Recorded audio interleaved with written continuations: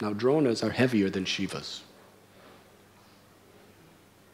So Kuresh answered the question by saying, even Drona is greater than Shiva. Kolatunga was so angry. He said, I would kill you. But because when I was only 8 years old, Ramanujacharya, you saved my sister's life from being haunted by a ghostly being. I cannot kill you, but you will both be tortured and your eyes will be burned out. Take them away. Executioners beat them, tortured them, and then grossly plucked their eyes out. Blood everywhere. While this was all happening, Kuresh was so happy. He was remembering a beautiful prayer by Yamunacharya about how the Lord is always so merciful and so kind to his devotees. And he was thinking in his heart of hearts, as they were torturing and plucking his eyes out, he was thinking that, who am I? Here is a great king and powerful scholars and strong executioners. And my Lord, they don't even know that you're the Supreme Lord. They don't even know about the path of bhakti. And who am I? But you have given me this knowledge. You have given me such a guru. How fortunate am I? And the greatest gift that you're giving me is you're allowing me to go through all this torture just to serve my Guru Maharaj. Service to the Guru is the greatest blessing there is. These executioners are my dearest friends because they are giving me this blessing.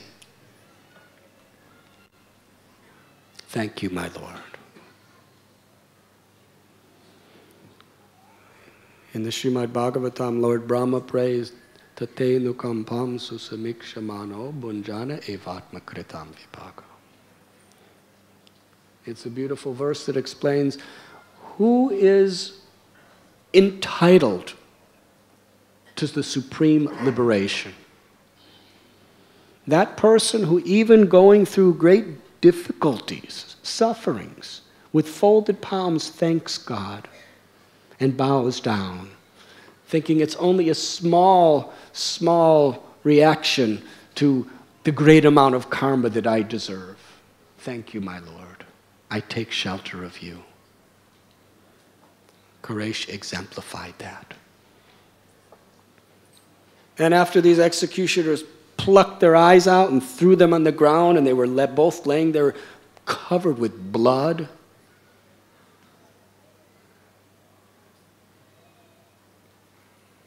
Kuresh folded his palms and spoke to the executioners.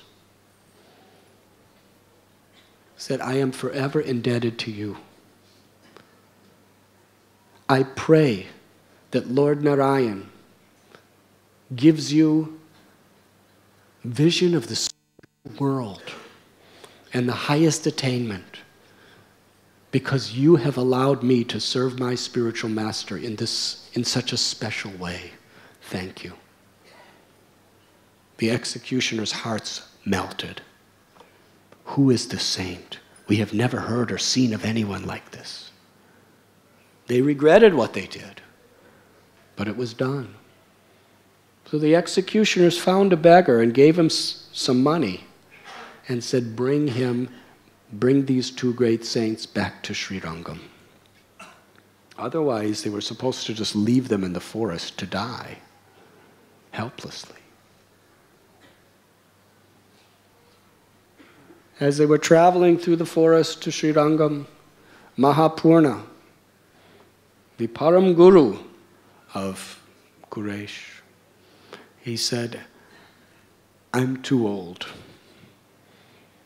Being tortured, having my eyes burned out, He said, it's too much for me. I cannot continue. I will give up my body here.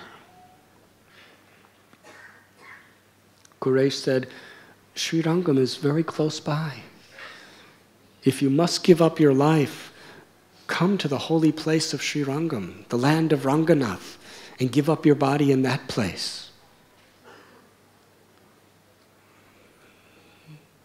Mahapurna replied that if I were to do that, people would think that even great souls go to holy places to die.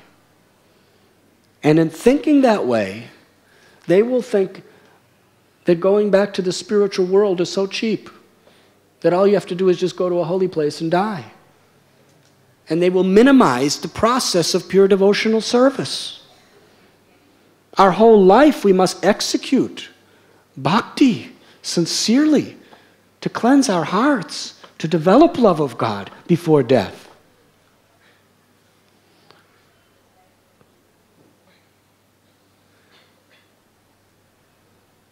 All the holy places are in the feet of a great Vaishnava. If I die in the lap of a Vaishnava, that is a holy place.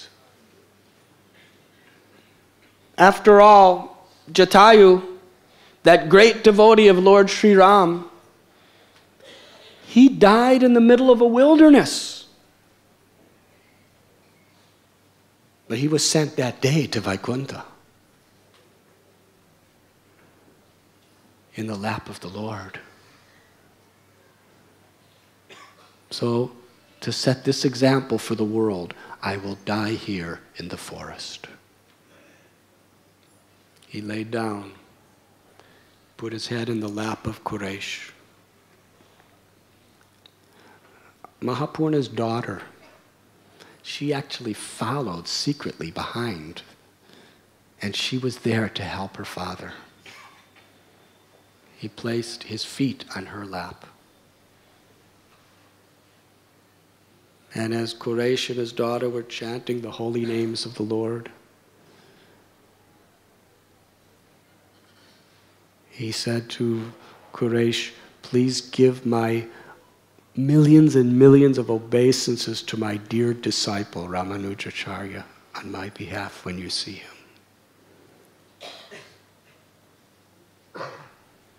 And then offering his obeisances to Ramanujacharya and meditating on his guru Yamunacharya, and then fixing his mind on the lotus feet of Guru and Krishna, he gave up his life. And Kuresh, even though he was blind, he performed all the last rite ceremonies for Mahapurna. Should I continue? No! Finally, Kuresh arrives at Sri Rangam. But Ramanujacharya is in exile. He's hiding because the soldiers, if he's found out, he will be killed. His followers wanted to protect him.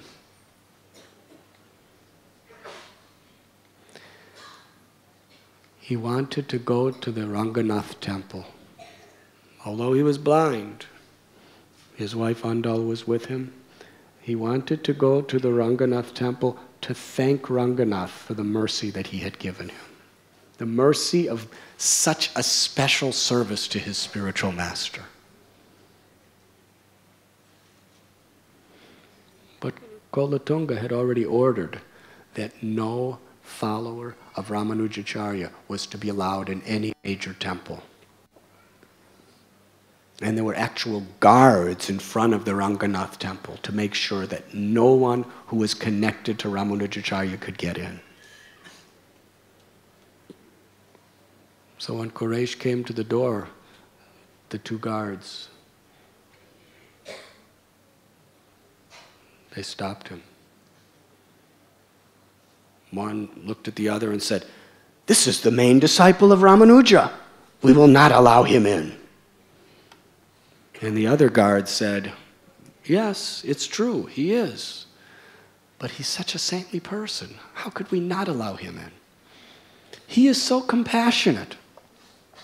I heard a story about him, that one time a snake was eating a frog. And when Kuresh heard the frog crying in pain, he fainted unconscious in compassion for that frog. He's a saint. You must allow him in. The other guard said, all right, we will allow him in. We will make an exception for him. Now, Kuresh couldn't see anything, but he heard them talking. He said, please tell me, what is your discussion? You are allowed in. Go to your full satisfaction and pray to Lord Ranganath. We were having a discussion. One said, because no disciple of Ramanujacharya is allowed, but because of your good qualities, we are allowing you. Kuresh put his hands and blocked his ears. He said, what are you saying? Good qualities? I am the lowest of the low. Whatever good qualities I have is only by the mercy of my spiritual master. Outside of his mercy, I have no good qualities. If you're not going to accept him, then I have no qualification to go in. And he turned around and left. Went to the Rishabh Hill near Madurai, along with his wife, Andal, and made their residence. There are variations to the story. Meanwhile, would you like to hear what happened to Kolatunga? No. Finally.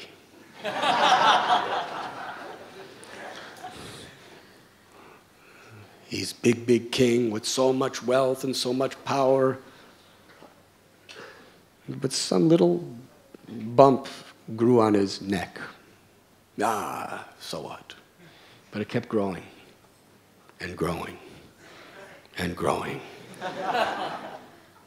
It became a huge, infectious lump that was so excruciatingly painful.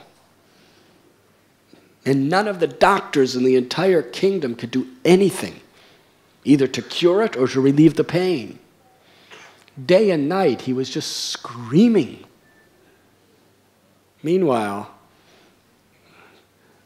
maggots, worms and maggots, by the millions, just made their house, made their home in that big lump. And they were constantly eating them. And there was nothing he could do except cry and scream in pain. And he suffered like this for a long time until finally, and I mean this very seriously, finally, quoting one of our acharyas, finally, he died. Hare Krishna. And his son, whose name was Vikram, Kolatunga II, he became a Vaishnava and a disciple of Ramanujacharya.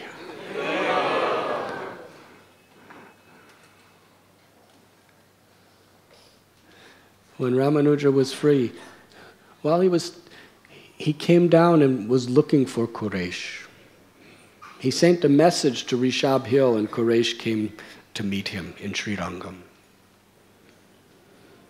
When Ramanujacharya saw Kuresh with his eyes totally disfigured, blind, Ramanuja cried pathetically, with such love, that he has endured such pain. He has endured this fate only to serve me, only to protect his spiritual master.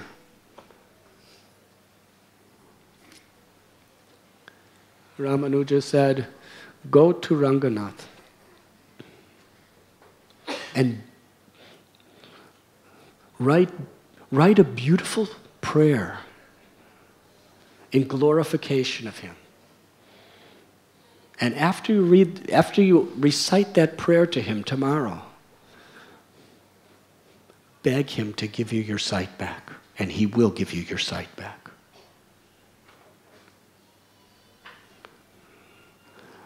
Kuresh wrote a beautiful poem.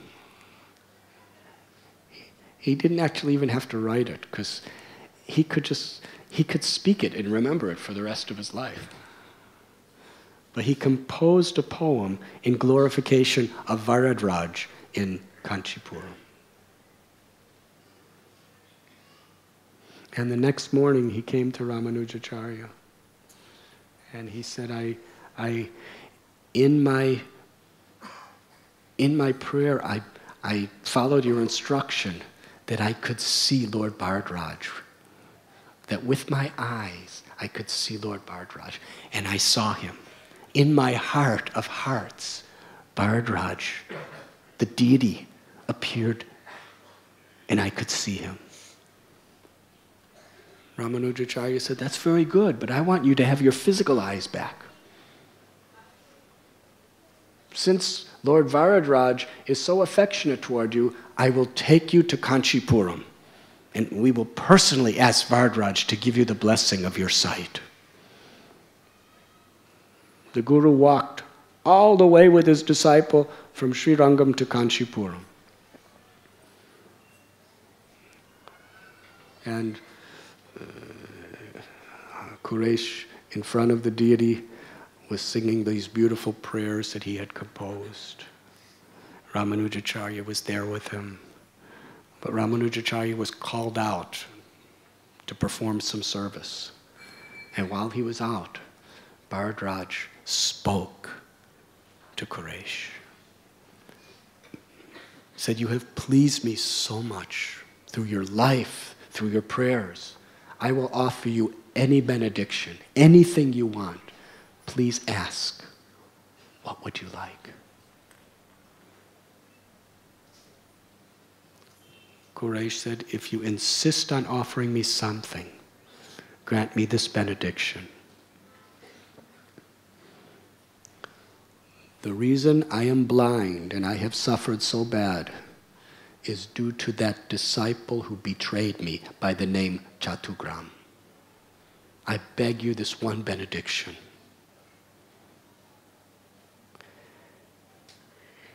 Give Chatugram the perfection of life. Give him eternal residence in Vaikuntha, where he could see you face to face. Varadraj said, I have already decided to cast him into hell and torture him for the offenses he has made to you. But if this is your desire from your heart, so be it. He will go back home, back to Godhead.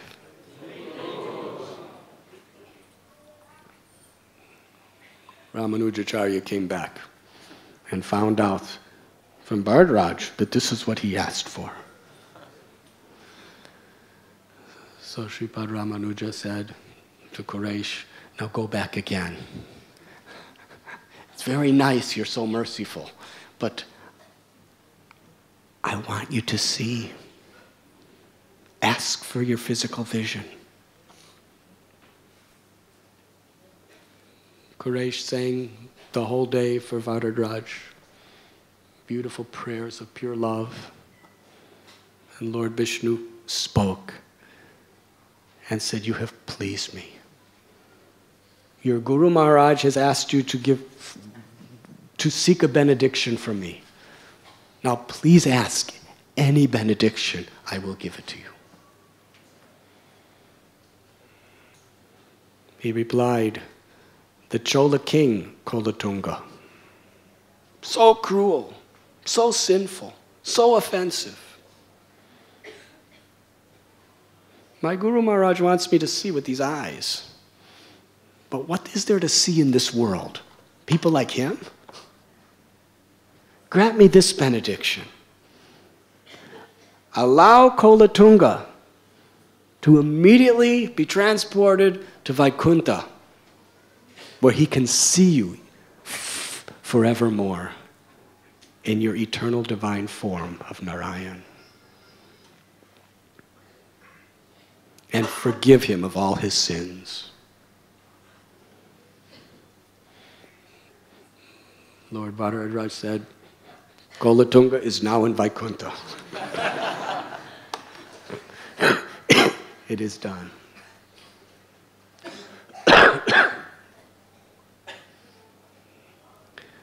Ramanujacharya,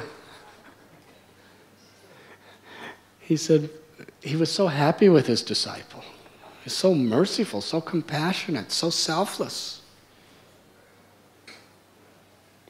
But still, he wanted him to see. So don't you understand that your eyes are my property? Go to the Lord, don't ask for anything for yourself. Say that you lost your guru's property. And that because your guru has some use for that property. And that he should return it to you. Kuresh went back to Varadraj. And he sang all day long beautiful prayers of devotion.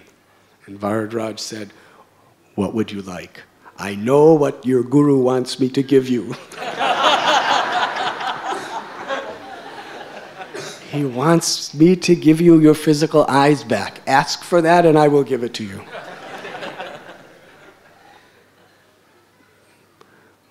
Kuresh said, my Lord, I have no interest in seeing anything in this world. There are so many allurements, so many temptations, so much maya. What do I want to see in this world? Give me this benediction. That the only thing I ever see forevermore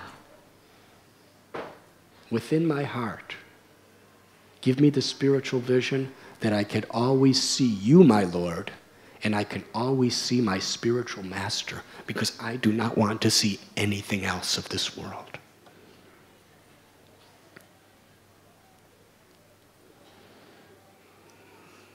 Lord Vishnu was overwhelmed. He said, I grant you this benediction.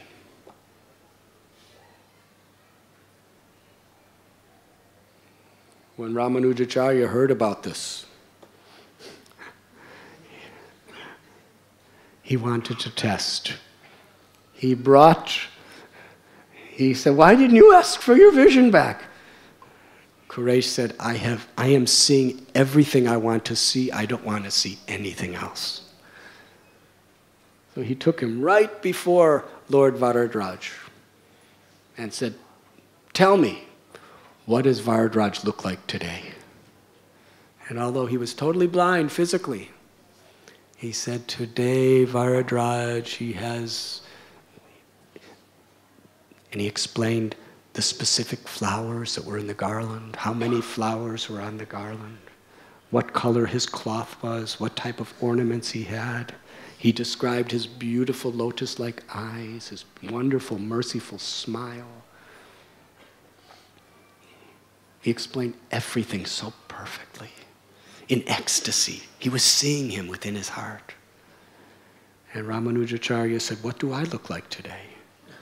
He said, you are wearing a garland like this, and you are standing like that. And he had described exactly every detail of his Guru Maharaj's form. Ramanujacharya understood that the benediction he was seeking, he had received. That although he had no physical eyes, with his spiritual vision, he was 24 hours a day seeing his Guru and Krishna. They returned to Sri Rangam. Should I continue? Finally. And I know I've said that several times, but this time I mean it.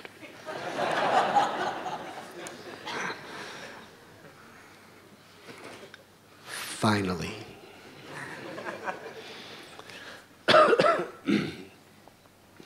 One day, Kuresh approaches Ranganath, the Murti of Sri Rangam, and offers a prayer.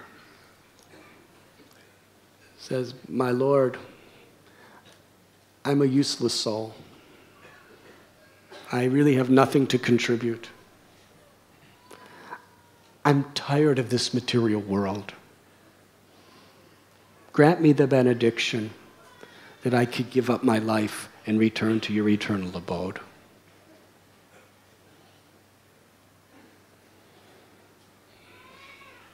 The Lord said, "But what about me? It's my greatest happiness when you come before me, and you can't see me, but I see you, and I'm so happy. Why do you want to leave?" With a heart full of pure humility, he begged the Lord, "Allow me to go to Vaikuntha. I want to give up my life." The Lord granted him his benediction. "If this is your desire, then it is my desire. Not only will I bring you to Vaikuntha," the Lord said, "but anyone who is closely connected to you, I will bring them to Vaikuntha also."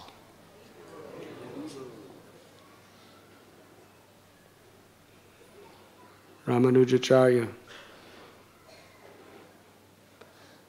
was approached by some of his disciples and others who heard about this, and they were really, really tragically in sorrow that Kuresh was going to die. They loved him more than their own life. And they all knew how much Ramanujacharya loved him. So they informed Ramanujacharya that Ranganath has blessed him with the benediction that he would die and go to Vaikuntha.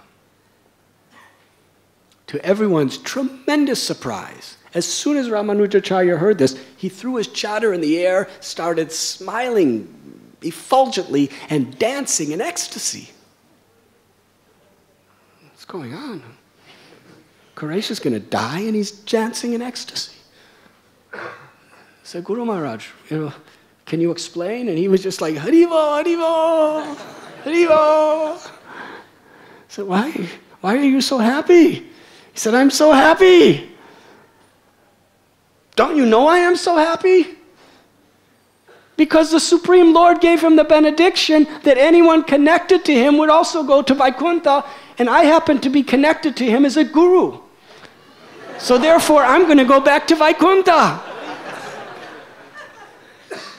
Haribo! This was the humility of Ramanujacharya.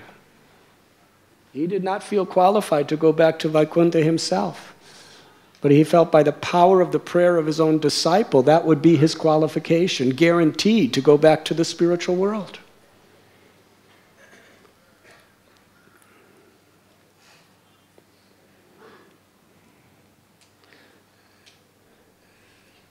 In the 4th canto of Srimad Bhagavatam, Prabhupada says something very similar. Where Dhruva Maharaj was being brought back to the spiritual world. But he told the agents of Lord Vishnu that I cannot go without my mother, because she helped me to find the path of pure devotion many, many long years ago. They said, because of your greatness, your Vatma Pradarshaka Guru, your mother, is going already on her way to Vaikuntha. Cannot you see? And Prabhupada says in that content that he is praying that even one of his disciples can become a pure devotee, and that will carry him back to the spiritual world. That is the humility of even the greatest personalities. After Ramanujacharya celebrated in great ecstasy his disciples' mercy upon him, he realized that he's going to soon have to suffer separation from him. He went to Kuresh' home. He said, Kuresh, how could you do that? It's not right that a disciple leaves before his spiritual master. How could you ask for a benediction to die independently?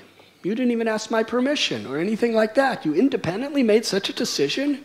It's not right. Why did you do this? Kuresh said, I will explain why I asked this benediction. Because I had a dream. In my dream, the denizens of Vaikuntha were coming to bring me back home, back to Godhead. And as I was on my way, in the spiritual world, there's no rules or regulations. There's no dry formalities. Everyone, even the senior-most people of Vaikuntha, were actually coming to welcome me and to greet me. I was thinking, when I had that dream, that if you die before me, then when I go back to Vaikuntha, you're going to have to come and greet me and welcome me. That's not proper. I'm the servant of your servants. Let me go back to Vaikuntha first. And then when you come, I'll make all preparations for you, and I'll be there to greet you, welcome you, and serve you. In the spiritual world, there's only intimate friendships between all the devotees. But for me, I eternally want to be the servant of your servants. When Ramanujacharya heard this, he said, there is no devotee and there is no disciple like you in all of the three worlds. Your only motivation, your only desire is only to serve. If this is your will, then yes, return back home, back to Godhead. Sripad Ramanujacharya, as Kuresh laid down to leave this world, he chanted the initiation mantra and the holy names in Kuresh's ear. And he explained that to a great devotee like Kuresh, he doesn't even need people around him chanting the holy names. He's going back to Godhead by the purity of his love for God. I'm chanting the names of God in his ears just to give him pleasure.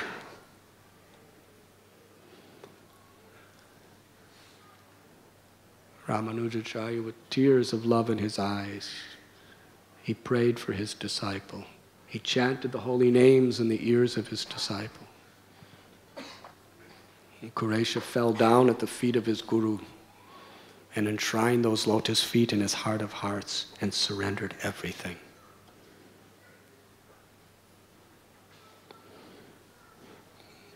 Then he turned to his two sons, Parasarabhatir and Vyasacharya.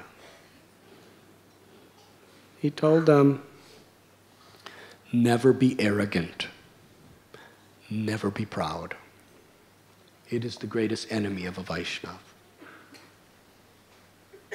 Because you are directly the son of Ranganath and Lakshmi, you have every reason to be proud. And because you are the son of Kuresha, the foremost disciple of Ramanuja, and you're both very, very great scholars, and you're going to become a great acharya, do not fall victim to false pride. Always be the humble servant of the servant of the servant of our Guru Maharaj, Sri Ramanuja, and always give respect and humble service to all the Vaishnavas. If you wish to go back to Vaikuntha now and leave us here, that is my greatest desire as well.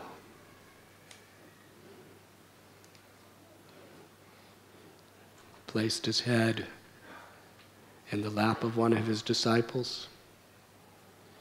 Parasarabhatra was holding his hand. His wife Andal was holding his feet. The name of the Lord was being chanted all around him, fixing his mind on his Guru and Gauranga and Krishna. Kuresh gave up his mortal body and returned back home, back to Godhead.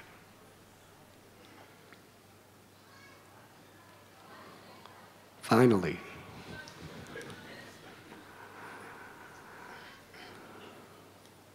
he went back to Godhead.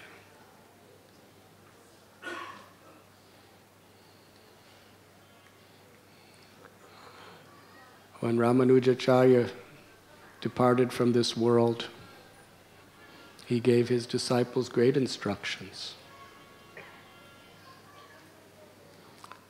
Predominantly, the spirit of unalloyed devotion he taught. Bhaktivinoda Thakur explains, Sri Chaitanya Mahaprabhu took 2 items from each of the great Vaishnav Sampradayas. From Sripad Ramanujacharya he took pure devotion, unmixed with desire for material acquisition, mystic powers, or even liberation. No tinge of karma or jnana. Rupa Goswami,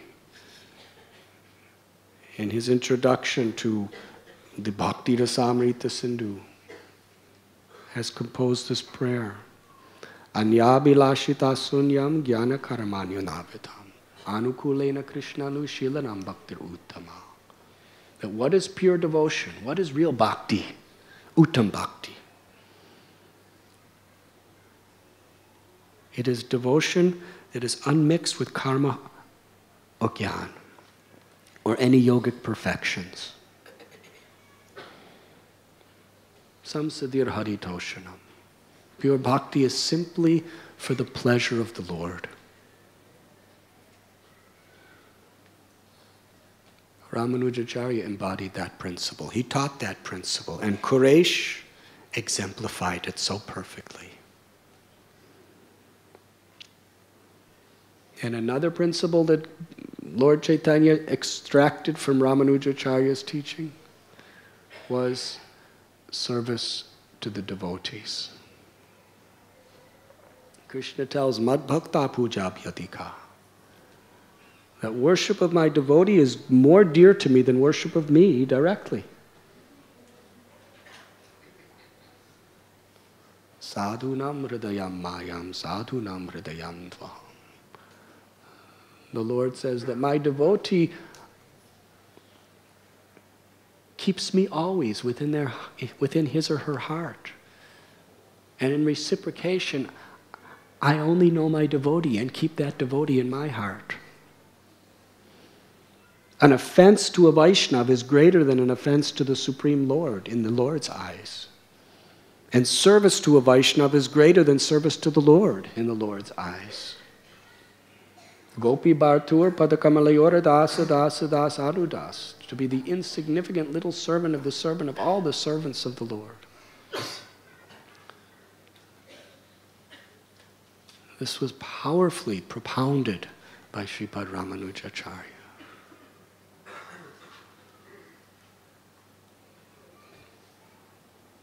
He taught that the jiva, the soul, can never become God in all respects. The jiva is part and parcel of God. Mamaivam so jiva loke jiva bhuta sanatana. We are qualitatively one with God, but we are always subordinate to the Lord. And he proved this through the teachings of the acharyas and the Holy Scriptures. Nityo nityanam chetanas chetananam eko bahunam yovidadati kaman. That there is one supreme eternal Brahman who is Parabrahman. And there are unlimited Brahmans, Jivatmas, who are always subordinate as the servants of the Lord. And the only path by which the jiva who has free will can revive that original love of God within the heart is the path of bhakti, pure devotion. These are the teachings of Ramanujacharya. Sri Chaitanya Mahaprabhu took those teachings and from all the other great acharyas and synthesized the essence of all the scriptures and presented it to the world in such a magnanimous way, wherein anyone, regardless of their material qualifications or disqualifications, anyone can achieve that highest ecstatic love through Nam Sankirtan, through the chanting of the holy names of the Lord.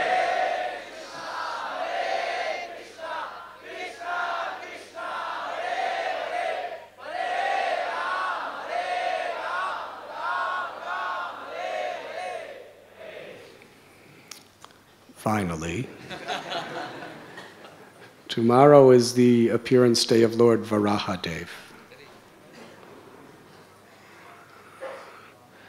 Now, because Devamrita Maharaj and I are both ill, we're not going to speak on this subject. But we would just like to say, the Lord, when He comes to this world, He comes to lift us out from the ocean of ignorance. Due to the demonic influence of Hiranyaksha, the entire earth was stuck in a very, very dirty place in the bottom of the ocean. And Lord Varahadev, due to the prayers of the great Vaishnavas and sages, he appeared within this creation and dove deep into the ocean, all the way down to the bottom, and lifted the earth with his tusks and brought it out from that place of bondage to its original spot. In a very similar way, due to the Hiranyaksha influence, Hiranyaksha, people so much attached to sense gratification and wealth, people who embody greed and lust and pride and envy, predominating. The world has sunk in this ocean of Kali Yuga. Yes? And the world has really sunk to a very, very dirty place, as His Holiness Devamrita Maharaj was so nicely explaining. But the Lord, He descends to lift the world out of that place and bring it back to its original natural position. In a similar way, our own hearts, our own consciousness has been dragged down into that darkness of ignorance. Om agyantimirandasya gyananjanachalakaya. But the Lord is so kind. He comes and swims through the entire ocean right to the bottom to lift our consciousness out and bring it to its original pristine state.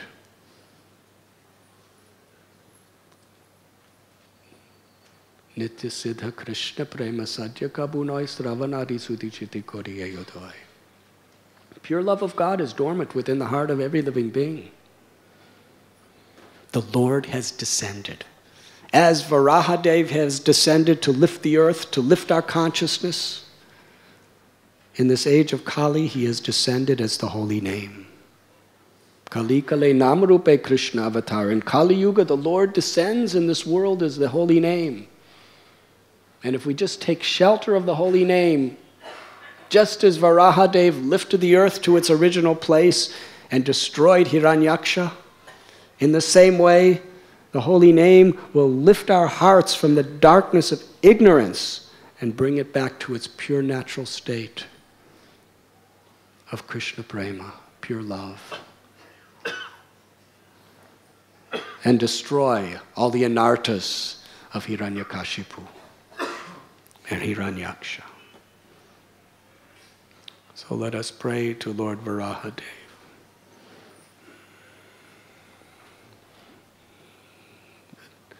That appreciating and bowing down to his great mercy, we can take shelter of his incarnation in the age of Kali as Lord Chaitanya Mahaprabhu and his holy name to lift us up.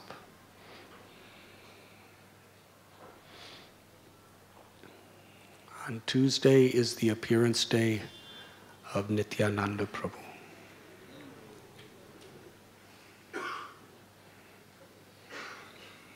Who spread the glories of the holy name in such a merciful way.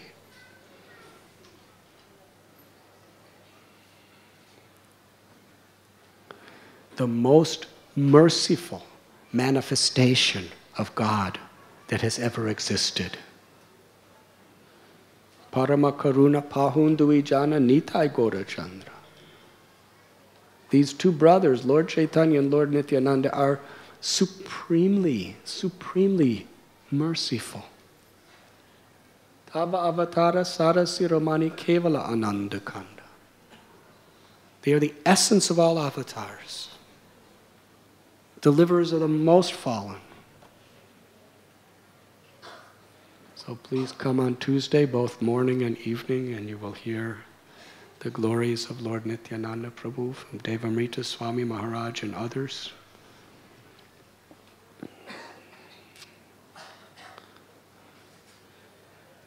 Finally, I will end here. Thank you very, very much.